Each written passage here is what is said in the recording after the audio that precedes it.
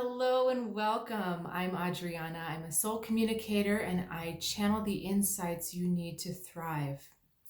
My eyes are a little bit red and probably a little bit puffy because it's been a bit of an emotional evening, but I arrived at some insights that I really wanted to share with you. Wasn't planning on doing a video today, but this felt really important and I hope that it really gives you some things to think about on your journey. So, this idea of tough love, we're kind of familiar with the parent-child concept of tough love, where sometimes the parent has to teach the lesson of consequences to the child. So, if the child breaks the rules, the parent has to reinforce or enforce some kind of consequence so that the child learns. And without that kind of tough love, the child doesn't really have a good sense of boundaries, and they also don't really have a sense of safety. But it's not easy to enforce tough love, right? Because we want to just make everything nice and okay and accepting. And sometimes it can be hard to be that hard driving force in someone's life. But on the spiritual path, I believe that tough love takes a little bit of a different spin. I think sometimes, especially when you watch parody videos on the internet, you see the spiritual path as being portrayed as, clad in white with glowing stuff around you and you're ethereal out connecting to the cosmos. And there is some of that to the spiritual path, but most of the work that I think is really meaningful is done like in the body, on the ground, through the psyche. And I also think, just as a side note, that you really have to have a strong, prominent Scorpio placement in your astrological chart, a significant one, to be able to do this work in the first place. So if that is the case and you are one of these people, you are not at all unfamiliar with the idea of transformation, with the idea of toughness, things being hard, and with the ideal of ordeals, right? So sometimes on the spiritual path, we're asked to give up things that we maybe are attached to. We're asked to do things that cause us discomfort because it's new. We have to leave our comfort zone. And a lot of times, when you're in this having a human experience and it feels like suffering, it's like, why? Why are you doing this to me? Why, guides, do I have to go through this? Why, higher self, do I have to suffer to connect with you?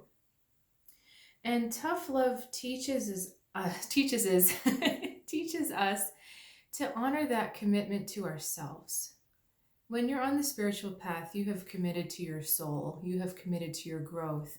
And anything that happens to you that feels like suffering, you'll know it's right. You'll know if it's in line, if it produces growth and if it strengthens your commitment to your path.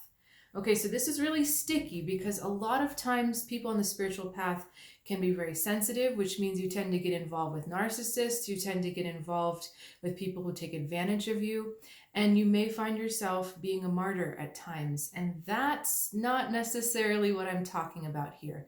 That's a different lesson. So I'm going to kind of put this down for a second and pick up a story that's relevant. But when I used to teach piano at a university, I taught class piano, which was kind of fun when when everyone was in a good place. But one year I had a student, and this student was very spotty with his attendance, very spotty with his commitment to the class.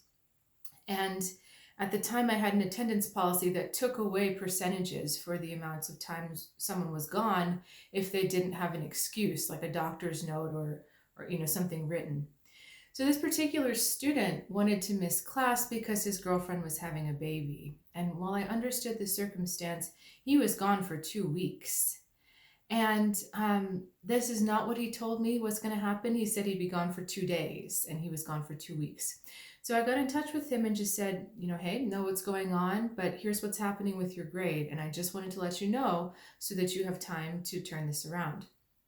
Well, instead of coming back and taking responsibility for himself, he spent the rest of his time in the class arguing with me about my attendance policy, which was really the class's attendance policy. And this was laid out at the beginning of the semester. and telling me I had no heart, I had no compassion, and I was a terrible person for trying to enforce this. And it ended kind of messily with him blowing up during class and never coming back. So he essentially failed the class. And I shared this story with a colleague, and she was able to access his grade record, and she saw that he was failing all of his classes. So I was not the only teacher who was seeing this behavior from him. So that happened a few years ago, and today I happen to be facilitating a discussion on tough love, and I brought up this story. And one of the participants reacted in a way, it was actually a passive-aggressive reaction, but it was a reaction that said, you should have shown more compassion. You should have been a little nicer. I get that in academia you have to enforce policy, but you should have been a little nicer in this case. And I responded by saying, yes, love and compassion absolutely have to come first. And I appreciate and honor what you're saying. However, when you go to college and you go to classes, you're making a commitment to yourself, to bettering yourself, to getting an education. And all I really wanted to do in enforcing that policy was honor his commitment to himself, as well as respect the rest of the class for their dedication. But I wanted to honor that commitment to himself. And from my experience the past couple of days, when I've been shown tough love by very brave soul, it's because I was not honoring my commitment to myself. I had made certain commitments when I was manifesting things, and I was betraying my own manifestation by not honoring these commitments. And this really came to a head for me when I was communicating with my cat this evening. I was doing some animal communication through speaking with him and sending images. And I realized, because I haven't been communicating with him, because he's another one of these people I've been betraying, that I had gotten so far off from what I promised him, and he was involved in my manifestation in the first place. So when I was being shown the tough love, it was not fun. I was defensive, I was frustrated, I was breathing hard, I was not in a good place. But it wasn't about me doing the wrong thing. It wasn't about me falling down on the spiritual path. It wasn't about me making a mistake. It was about me not honoring my contract with myself, my commitment to myself. And so I hope that this inspires you, because when you find yourself in a spot of tough love, whether it comes from your guides, whether it comes through an intuitive reader, whether it comes through a friend, that tough love is not to punish you. It's not to accuse you of making a mistake. It's not to discourage you. It's to remind you that in the first place, you have committed to your soul's growth. You have committed to the highest commitment you can make with yourself. And when you make that kind of commitment, the universe does everything it can to support that, because it needs you to make that commitment. That's why we come here. We come a little bit blind because we've forgotten about our souls. We've forgotten about that connection. And then we rediscover it and we say, oh my gosh, that's my purpose. That's why I'm here. I've got to work with this. I've got to let go of everything that keeps me from having this pure connection. And the other side in the world, the universe, needs you to have that pure connection to help other people. And for you to play out your own role that you have scripted, you and your soul have scripted over several thousands of years and many lifetimes. So this is an important commitment that you've made. It's more important than any commitment you'll make to anyone else or to any other being or to any job. It's the commitment to yourself.